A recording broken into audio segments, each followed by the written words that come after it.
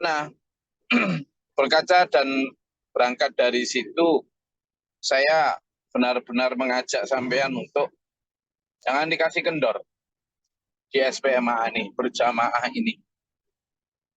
Kita ini bertempur melawan pengaruh jin setan iblis yang berusaha untuk membuat kita kendor. Sehingga alhamdulillah Allah memberi kita kekuatan dengan, kalau istilah di dalam surat At-Taubah maupun surat Al-Anfal itu junudun lam tarawunaha atau junudun lam tarawha, pasukan yang kamu tidak bisa melihatnya. Kalau dulu di masa Rasulullah ketika perang itu, dalam perang Badar itu, ketika umat Islam baru mau mengayunkan pedang, itu biju teman, itu kepala orang kafir sudah terpenggal. Kamu salah jalan. Kepala orang kafir sudah terpenggal. Ketika pasukan Islam itu melemparkan tombak, baru orang kafir itu sudah terjengkang. Nah, kalau di kekinian, kita tidak main tombak, kita tidak main pedang, tapi kita ghazwul fikr. Kita perang pemikiran. Begitu. Nah, perang pemikiran ini membuat kita itu amunisi yang harus kita siapkan adalah amunisi ayat-ayat Allah, amunisi kebenaran,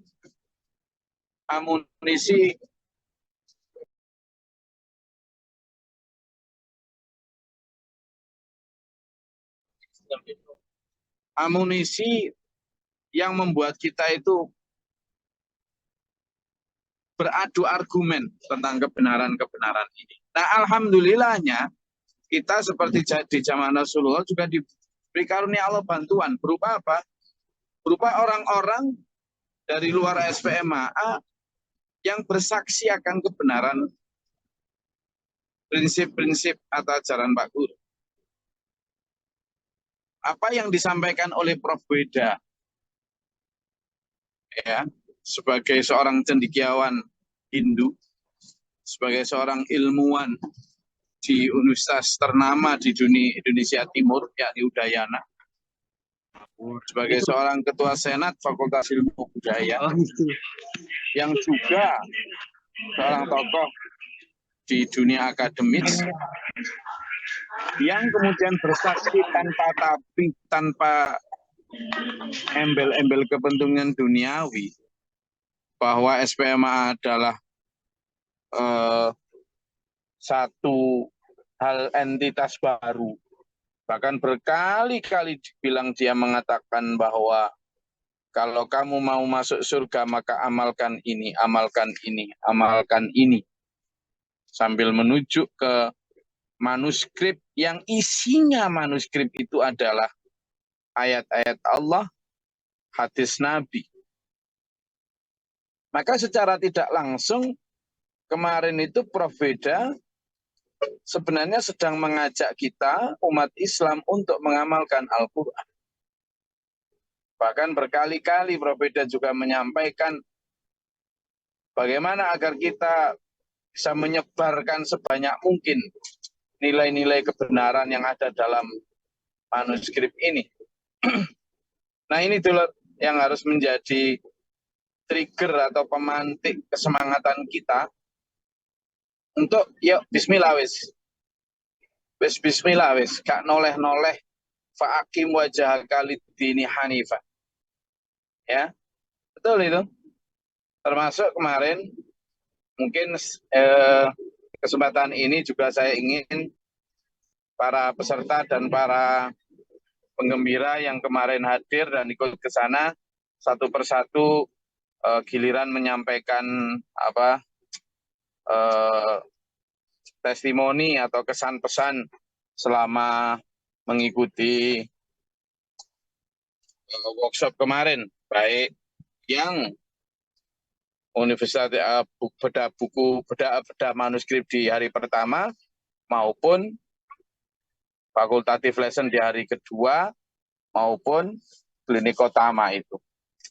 Saya ingin satu persatu, terutama ya peserta yang terdaftar, apa kesannya, apa pesannya untuk para jamaah yang kemarin nggak sempat bersama. Kemudian juga yang penggembira, satu persatu saya ingin maju dan menyampaikan pesan-pesannya. Ya, monggo, silakan. Saya ingin dengarkan satu persatu, baik yang perempuan maupun laki. Silakan. Bagi saya cukup, saya akan mendengarkan saja karena saya sudah mau ya. Silakan ya. Saya ingin satu persatu untuk menyampaikan apa kesan dan pesannya. Silakan. Dari saya cukup. Mudah-mudahan bermanfaat dan berfaedah. Saya serahkan kembali ke dulur yang di sana. Saya akan mengikuti dengan suara saja, mendengarkan apa yang sampean pesan-pesankan. Terima kasih.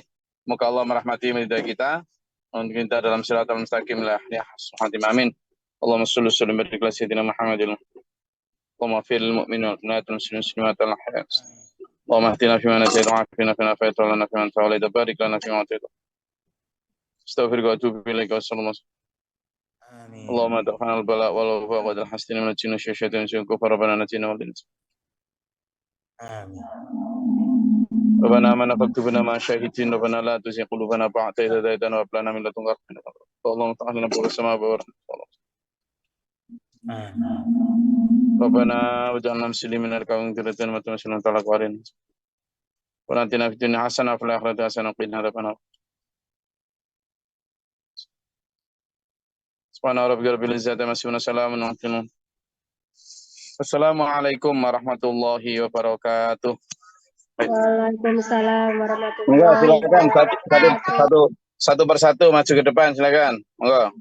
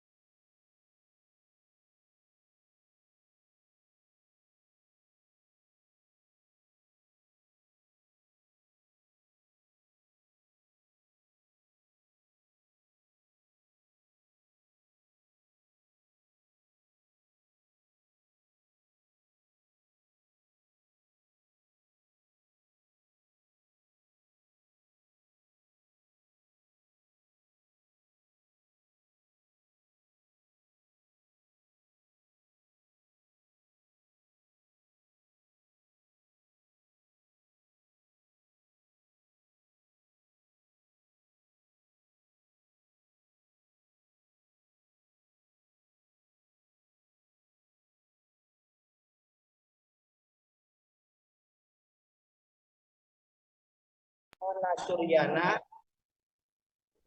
yang mana beliau adalah salah satu staf ahli Kementerian Lingkungan Hidup,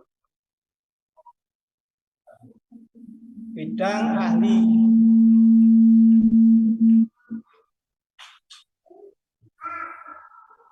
staf ahli lingkungan, yang menyatakan pada beberapa hal berkaitan dengan lingkungan hidup, terutama di situ tentang dampak sampah. Nah, hal yang paling mengena kepada saya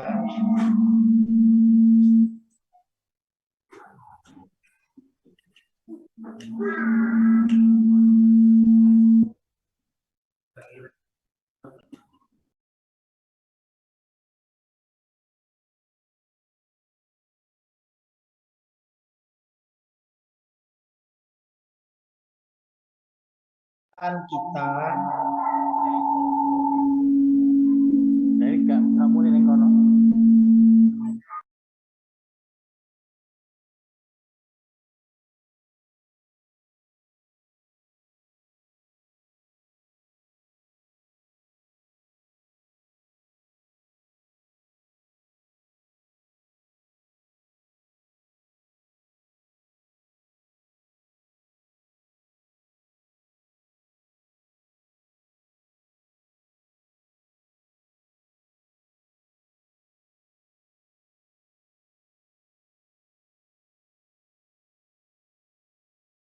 salah satu penyebab utama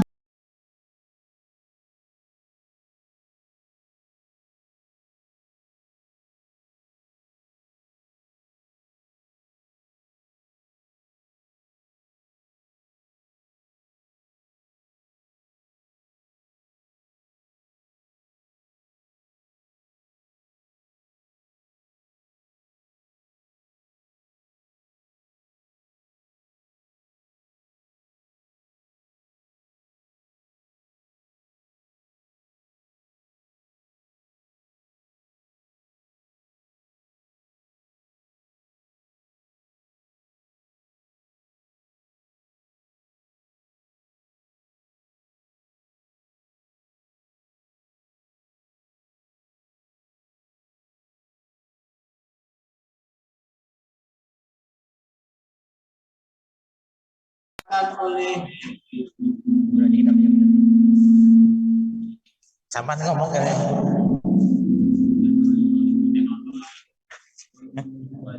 Oh.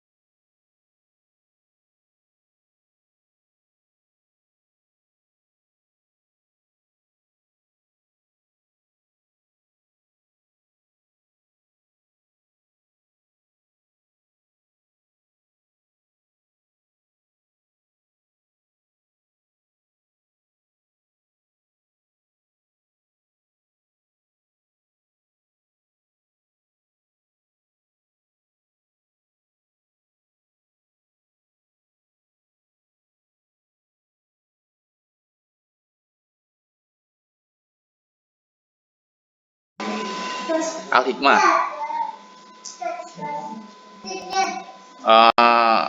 Yang yang saya dapatkan dari pelatihan itu, dia mencetak santrinya untuk menjadi seorang entrepreneur. Yang saya sayangkan dari pelatihan yang mereka lakukan itu, pengajian mereka terputus, tidak seperti di SPMA ya, karena kita tidak ada istilah alumni di SPMA. Mereka mengistilahkan alumni itu tetap berkumpul setiap pengajian itu 4 bulan sekali, tapi yang dibahas itu masih di bahasan ekonomi lagi. Seharusnya kan yang mereka lakukan ada memperkuat, mengembalikan, mengingatkan tentang ya intinya kalau di SPMA kan tiap mingguan kita selalu diingatkan. Seharusnya orang-orang yang entrepreneur tadi selalu diingatkan tiap mingguannya yang bisa memperdayakan perekonomian kembali. Tidak hanya sebatas di tingkatan ya sekedar, tapi mengingatkan tentang akhirat juga. Yang kedua, dari yang disampaikan itu sebenarnya kita dengan menjadi pengusaha itu bisa melihat potensi ketika kita bisa melihat kebutuhan dari pondok pesantren, karena pondok pesantren itu membutuhkan masih banyak membutuhkan apa ya istilahnya, seperti beras. Kalau misalkan kita punya pertanian, bisa kita jual langsung ke pondok yang saling menguntungkan tanpa harus melalui pihak ketiga yaitu tengkulak dan lain sebagainya. Jadi nanti bisa diuntungkan antara harga petani dengan harga itu bisa terpotong banyak. Jadi ada potensi dari pondok pesantren itu untuk bisa kita suplai terhadap usaha yang kita mau jalankan itu. Jadi misalkan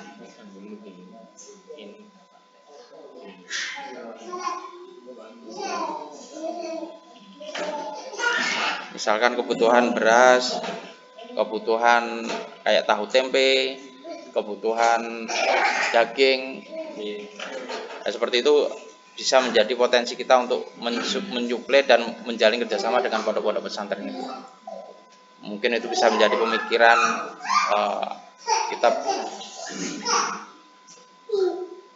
kita untuk bisa mensuplai mereka.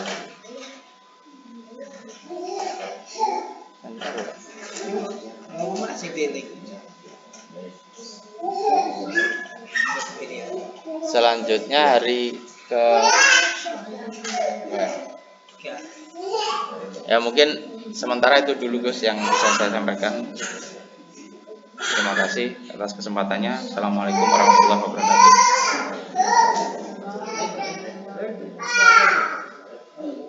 Mas Andi.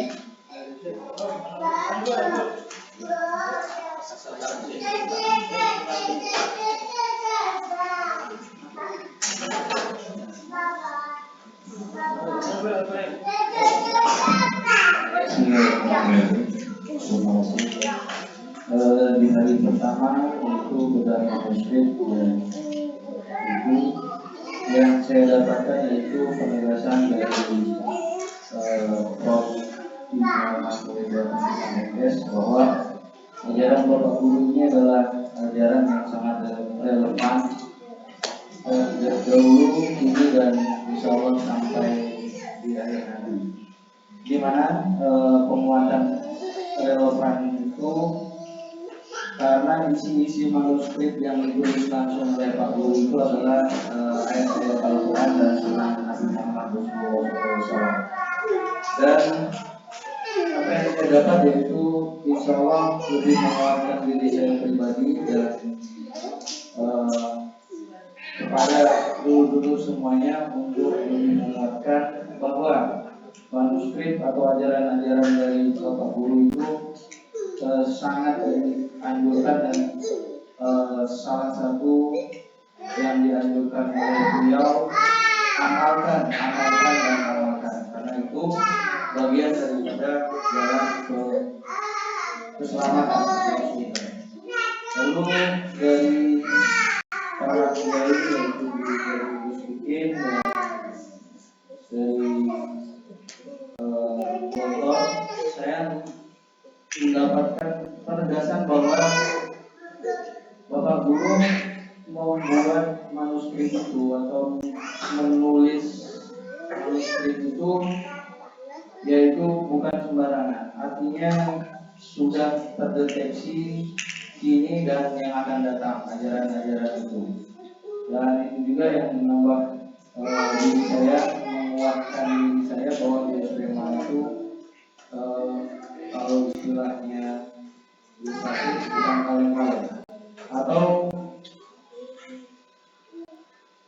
juga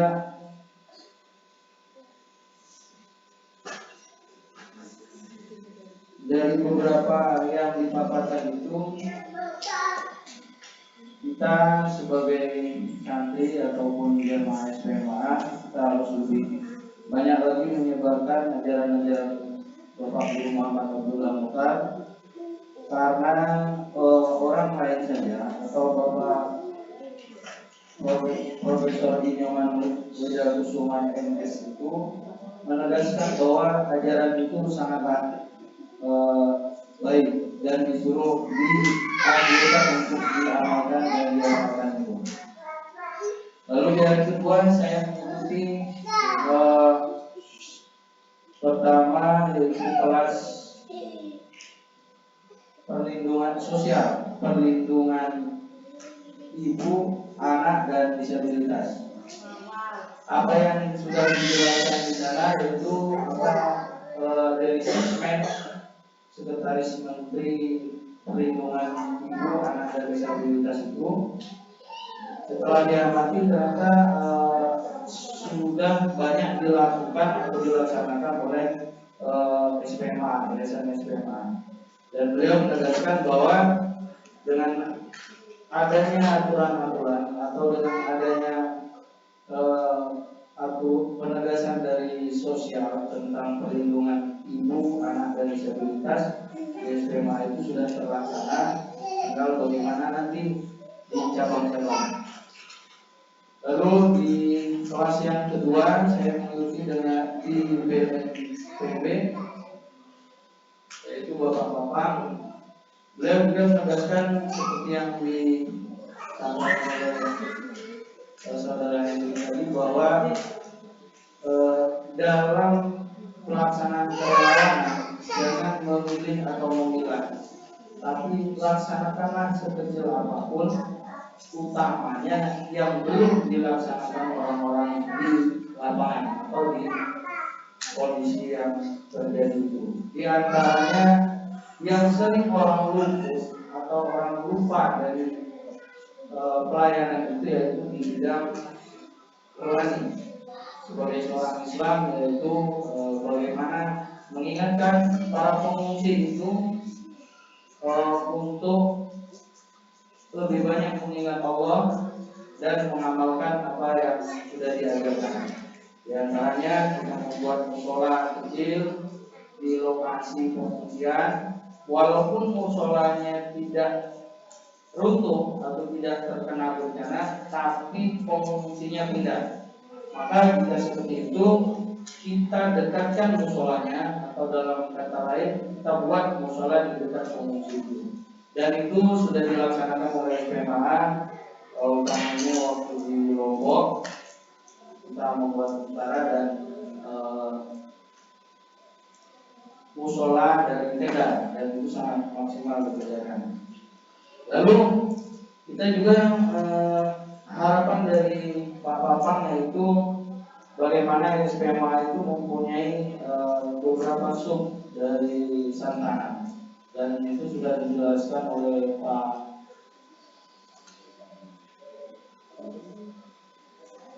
yang dari Palembang,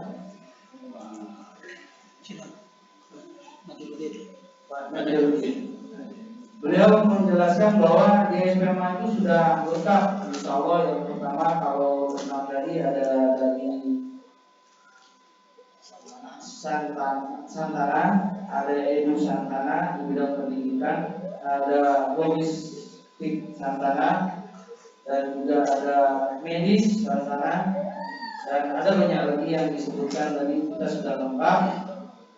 Hanya tinggal bagaimana ditegaskan oleh komandan Santana itu Bu Sandim, bagaimana kita pelaksanaan di lapangan.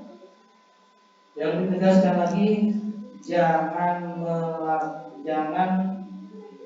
melaksanakan kerelawanan itu hanya ingin dikenal atau kerjakan apa yang lebih dibutuhkan oleh masyarakat pada saat itu.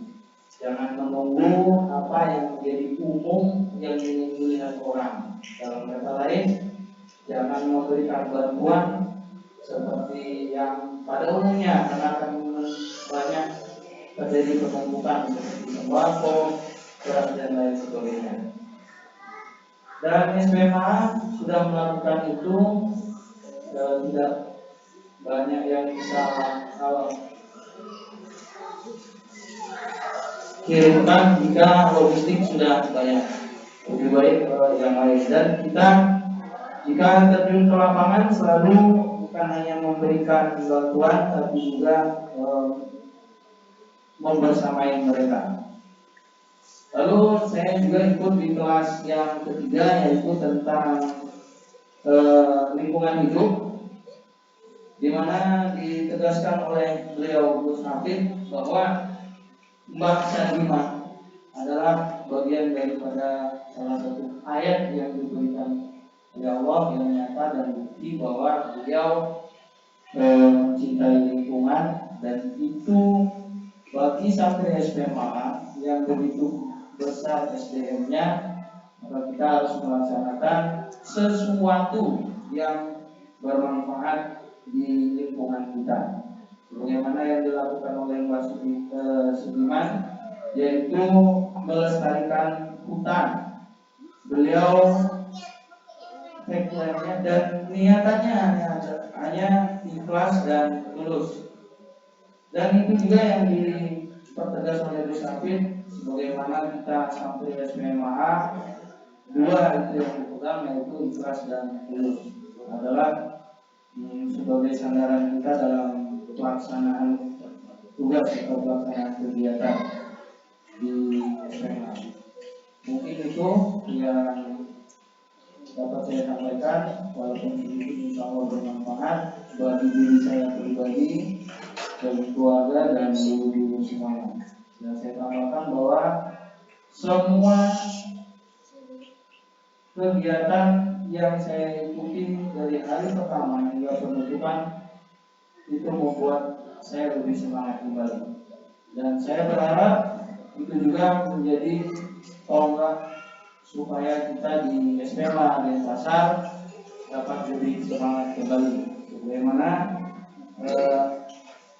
ada RTL yang kita rancang, yang kita buat supaya kita melaksanakan bersama-sama.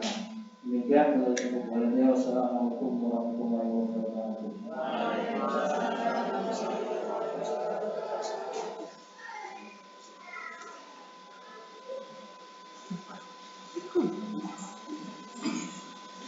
Bismillahirrahmanirrahim.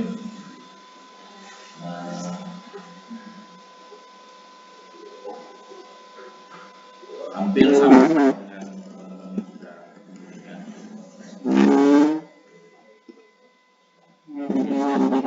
tentang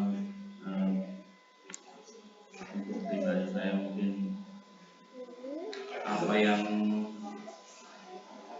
sudah disampaikan oleh pemateri di acara pendahulu dari kantor, dari TPI maupun dari akademisi, seperti yang dikatakan para pertama, sudahlah, jangan ada ragu lagi, jangan ada bimbang lagi tentang ajaran Bapak Guru ini.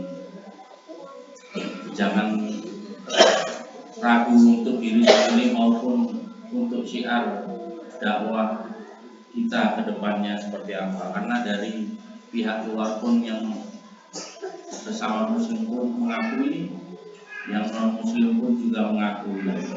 Artinya kita yang mengaku sebagai santri Bapak Guru, kalau tidak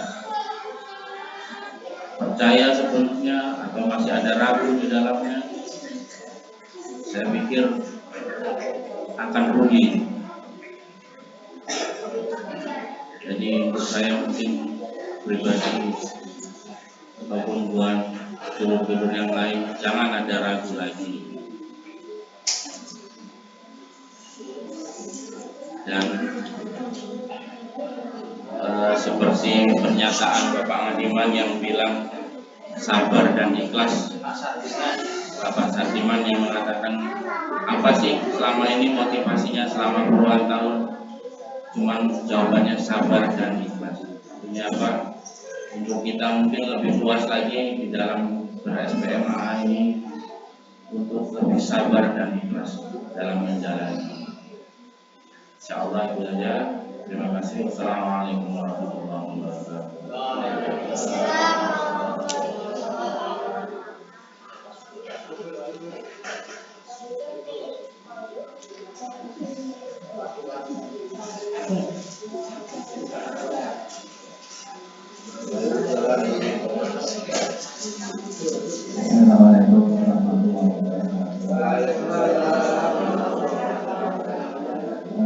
Saya hampir sama mirip yang seperti yang beliau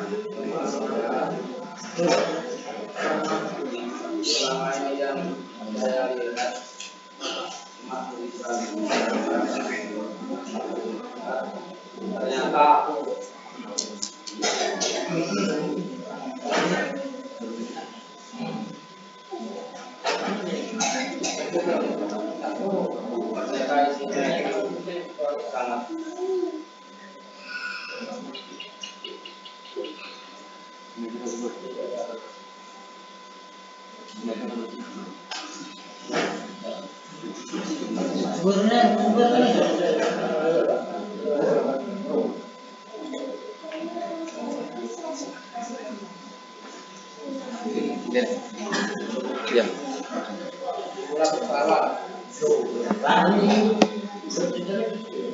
Setelah kita mengikuti apa tuh bedah manuskrip di Mabes, yang selama ini kita lihat cuma tulisan-tulisan di dinding-dinding, ternyata itu luar biasa yang dibedah beliau Prof. Nyoman Weda. Tamparan bagi saya, dulu-dulu semua yang selama ini itu cuma tulisan yang biasa-biasa saja, ternyata itu ayat-ayat Allah. Apalagi yang menyampaikan beliau non muslim, itu sebuah tamparan bagi kita semua, dulu-dulu semua, terutama saya sendiri. Kalau beliau itu bisa mengatakan amalkan, apalagi kita. Kalau beliau bisa mengatakan inilah jalan ke surga, apalagi kita yang selama ini cuma bisa menjalankan tapi belum tahu apa isinya. Kedua, saya dapat tamparan keras dari Allah, yaitu dengan datangnya Pak Sardiman.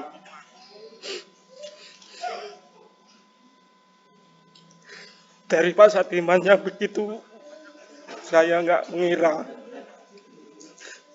Seharusnya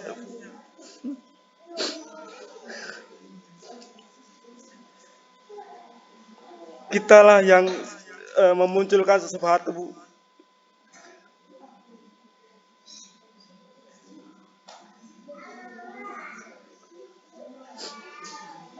Apalagi dari perkataan Pak Jatiman, beliau Pak Jatiman, tidak ada pamrih,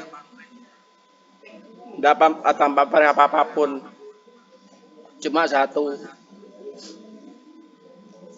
untuk kemanfaatan semua penduduk. Terus yang lebih ternyuh lagi,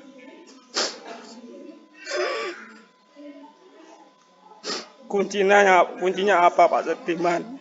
Yaitu cuma 2 kata, sabar dan ikhlas. Untuk itu, kalau sekali sedulur terus pesan sekarang mulai saat ini beliau Gus Naim sudah mengikrarkan kita pikirkan, ucapkan, tuliskan, yakinkan, dan laksanakan. Setelah tahu itu, monggo dulu semua, kita nggak usah mindrang-mindring, nggak usah pilih-pilih. Mulai saat ini kita tancapkan betul-betul ajaran Bapak Guru Muhammad Abdullah Mokhtar. Nggih ngoten mawon. Kalau betul sakit ngomong panjang lebar, cuma gitu mawon. Kalau betul sakit bicara panjang lebar, nggih cukup semantan mawon. Wassalamualaikum warahmatullahi wabarakatuh.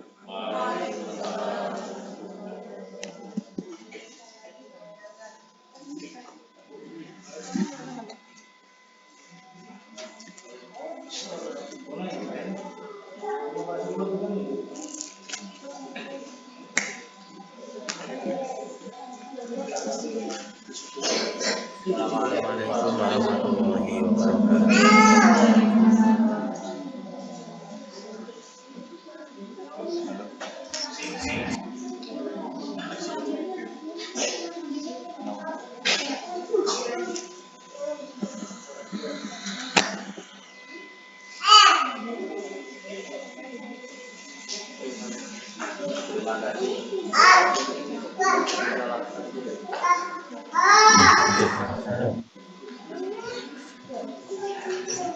Sebelumnya kami sampaikan ribuan terima kasih yang kami sampaikan kepada para kotama, warga dalam semua, dan semua sedulur SPMA dimanapun yang berada.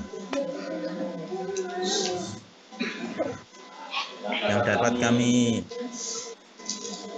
sampaikan pada acara workshop kemarin, dari pertama saya pribadi sangat bersyukur sekali karena itu adalah kesempatan yang sangat langka, di mana di situ SPMA bisa menghadirkan 2 tokoh besar, yaitu pimpinan Pondok Tebu Ireng sebagai perwakilan pondok tradisional dan Pondok Gontor sebagai pondok modern. Dan itu adalah kesempatan atau momen yang sangat langka. Sampai Pak Bupati saja dan pemilik Hotel Aquila sendiri sampai merasa kok bisa SPMA begitu gitu loh. Padahal di sisi lain SPMA yang tidak pernah diperhitungkan, nggak pernah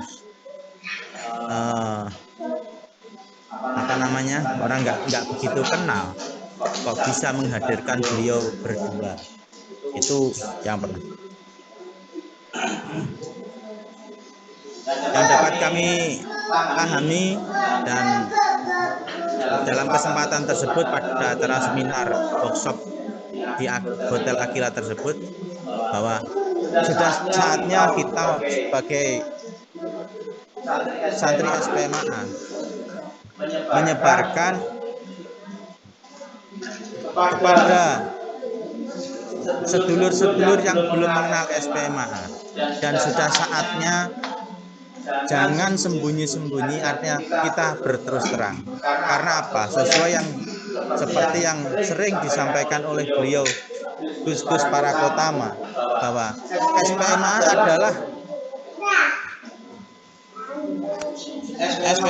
adalah solusi permasalahan bangsa ini. SPMAA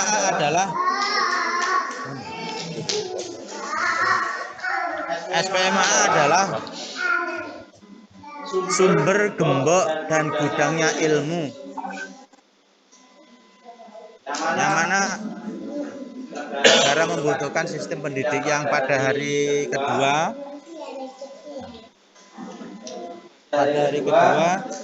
kebetulan saya di kelas pendidikan itu masih disebut dengan Mas Devi Setiawan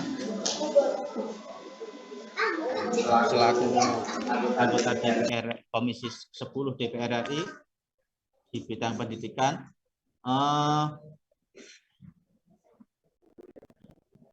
Pemerintah masih bingung untuk bagaimana namanya kurikulum merdeka, dan ternyata SPMAA sudah melaksanakan yang namanya kurikulum merdeka tersebut.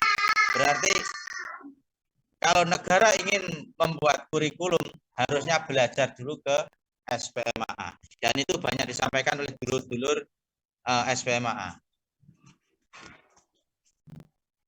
Terus yang dapat kami simpulkan lagi, SPMAA itu memang bagi saya sendiri memang the best, Gus. Karena di hari yang sama, di waktu yang sama bisa menghadirkan tokoh-tokoh hebat. Di hari pertama tadi 2 tokoh besar. Selain itu yang saya sampaikan, Gus, yang hari pertama itu jujur kami memang dapat tamparan keras dari Profesor Nyoman itu.